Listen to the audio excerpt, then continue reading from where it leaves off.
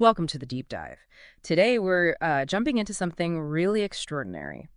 We've got this collection of source materials, Soviet and Russian stuff, all about encounters with, well, unexplained phenomena. Our mission here is to pull out the most surprising bits, the insights that really make you rethink things. What's in our waters, our skies, maybe even out in space. And what's really fascinating, I think, is how these accounts start to line up. A lot of this was suppressed or dismissed for ages, but when you look at it together, you start connecting these dots. Official reports, leaked info. It paints a very different picture of things often kept under wraps. It's quite a unique perspective. Okay, so let's dive right in, and I mean a dive. We're starting with this incredible report, 1982, Biel Deepwater Lake, Soviet Union. Get this. During military tests, frogmen encounter these huge beings, like 3 meters tall, that's 9 feet 9 feet tall, underwater. underwater. And they were wearing these strange silvery uniforms or suits. But the really weird part, no obvious breathing gear, nothing. Wow. Okay, so gigantic beings in Soviet waters without scuba gear. That definitely raises some questions, like who or what were they? Right, and the Soviets naturally were concerned. Their first thought was, okay, let's try and capture one, or hmm maybe two. How did that go? I imagine trying to capture a 9-foot underwater being Yeah. isn't straightforward. It was devastating. They lost several frogmen. The reports say these divers were basically thrown out of the water, ejected at incredible speeds. Lethal, obviously, because the pressure changes, no decompression. Thrown out. Yeah. So some kind of force involved. Mhm. Not just resisting capture, but actively, lethally expelling them. That's chilling. Exactly. And immediately after this, they sent a General Danenko straight to Izikul Lake in Kyrgyzstan. Izikul Lake. Hmm. Why there specifically? Does it have some significance? It really does. There are ancient legends there, like Yeah. really old, maybe 1,000 years, talking about a lost kingdom and gigantic beings. So echoes of the same description from mythology? And more than echoes. Apparently, a cave was found near the lake back in the late 1920s. Inside, skeletons, described just like the beings from 82. Silvery suits, weird materials. Okay, that connects some very old dots to Yeah. a very modern, very alarming incident. Were there like standing orders about these things at Icicle? There were. Soviet commanders stationed there were explicitly warned, don't touch any so-called swimmers you might see. The order was crystal clear, let them be. Let them be. Yeah. That implies they knew something, right? It wasn't a complete surprise. Suggests maybe a pre-existing awareness, some kind of protocol already in place. And it definitely wasn't just these two lakes. We've got confirmation even from documents tied to the Setka military program. Ah, yes, Setka. They're programmed specifically for looking into these kinds of phenomena. Right. And those documents talk about USO cases, unidentified submerged objects, being pretty widespread across Soviet territory, Soviet waters. Russian sailors, seamen, they reported a lot. And eventually the official line, internally at least, seems to have become, don't engage, don't play games, just leave them alone. It's almost an admission of powerlessness, isn't it? Yeah, it really sounds like it. Now, what's also strange is, same year, 1982, there's this other incident. Officially unrelated, but it happened on land. On land, what happened? Some kind of object crashed in a forest in Russia. Two sergeants who responded reported seeing, get this, 9-foot-tall beings in silvery suits running away from the crash site. Wait, 1982, silvery suits, 9 feet tall. That's more than a coincidence, surely.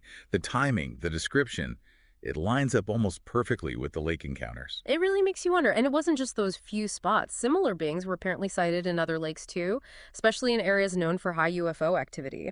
Think northern Russia, near St. Petersburg, Leningrad back then. hmm And over the years, researchers, independent ones, started mapping these sightings, right? Yeah, Trying to see if there were patterns. they did. And the interesting part, How accurate that map turned out to be. exactly.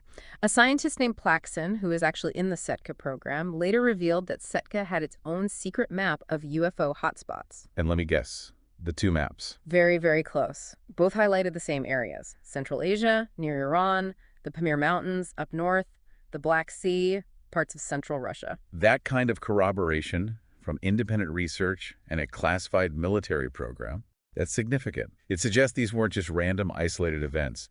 There was a definite pattern. Okay, so from deep water, let's shift gears. Let's go way out. Deep space. The cosmos. Did you know there's this idea that Phobos, the Martian moon, might have been known thousands of years ago, and known specifically as being, well, artificial? Artificial. That's a huge claim. Where does that idea even come from? Well, the sources suggest this knowledge existed. got lost maybe during the Dark Ages, and then was sort of rediscovered officially in 1876. Okay, but how could ancient people know about Phobos, let alone its nature? What's compelling here, though, is Jonathan Swift. Ah, Gulliver's Travels. Exactly. Yep. He described Phobos and Deimos, too, with remarkable accuracy centuries before astronomers officially found them. How? It strongly suggests that maybe this lost knowledge wasn't entirely lost. Perhaps it persisted, hidden away in some archives, maybe government, maybe other groups. Fascinating. Okay, fast forward again. 1989, there's this big joint mission, European, Soviet, American, the Phobos program. Right, 2 probes sent towards Mars specifically to check out Phobos. And apparently equipped with laser weapons. That detail Okay. itself is kind of, huh. Anyway, one probe didn't make it, lost on the way. But the second one did. It got into orbit around Mars, started studying Phobos. It was getting ready to do experiments, poke the surface, deploy these little landers, hoppers to get samples. And then, March 28th, 1989. Something happened. Something dramatic. The sources say something literally spun that space probe out of the orbit. Spun it very hard. Spun it out, like knocked it off course by what? Well, that's the million-dollar question, isn't it? And the probe actually photographed the something just before it. Yeah. Well, ceased functioning.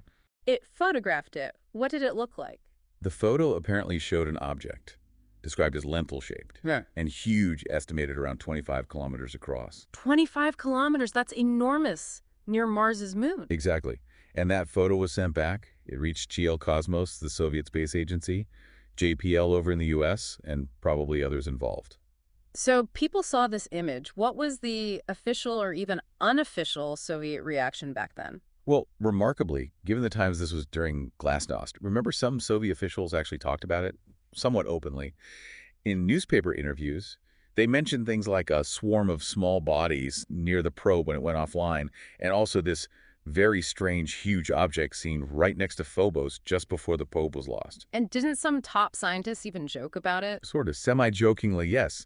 Suggestions like maybe it were the aliens that pulled it away. You wouldn't expect that level of candor normally. It was a very brief window of openness. It really was. This whole Phobos thing, it kind of brings up how different countries deal with this stuff, doesn't it? Absolutely.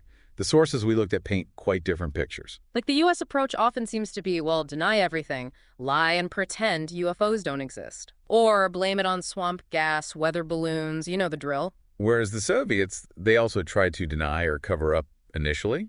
But eventually, especially with military encounters piling up, they had to kind of concede. They couldn't just ignore interference with tests, so they started calling them strange aerial anomalous phenomena, acknowledging something was there, even if vaguely. And then there's China. The sources suggest a totally different approach there. Yeah, apparently much more open, at least internally, using government resources, getting their best and brightest involved to actually figure it out. Some sources even suggest China might be, well, ahead of the game because of this approach. Interesting how different political systems might shape the response to the same mystery. Now, the fact we even know about some of these Soviet cases, like the underwater stuff, Yeah. we owe a lot to individuals, don't we? Like Vladimir Roverov. Oh, Roverov, absolutely. He's, what, 76, 77 now? A former Soviet submarine officer. A real unsung hero in ufology, you could say. And he had connections, right? Even though he got into trouble. He did. He actually got fired from his job because he was digging too deep into UFOs, giving lectures he wasn't supposed to. But crucially, he had friends, protectors, really, within Soviet naval intelligence. So they sheltered him. Seems like it. And because of that connection, back in 1976, his first big task was actually to write a formal study, a monograph, specifically about USOs, unidentified submerged objects.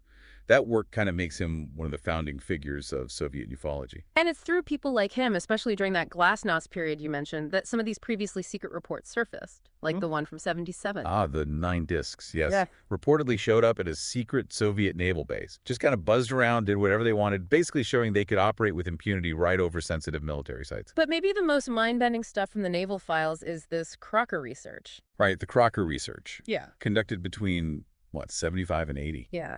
And it involved Soviet submarines deep in the Atlantic, reporting encounters with, well, enigmatic, gigantic beings, again with the gigantic beings underwater. But this time there was another element, wasn't there?